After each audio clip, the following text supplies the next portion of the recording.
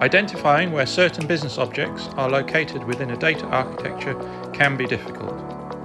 Implementing a business perspective when modelling a data architecture can be even more painful.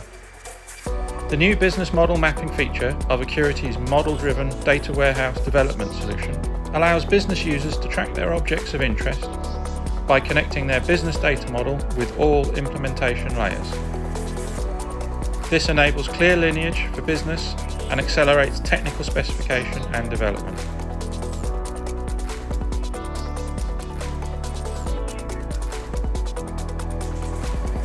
Map entities to data structures, attributes to data fields of your data catalogue. Clearly define selection and join operations to make the mapping precise and comprehensive. Always know how underlying business needs project into your data. Find business model mappings now in Accurity. Check our website at accurity.ai to learn more about the benefits that our new features can bring to you.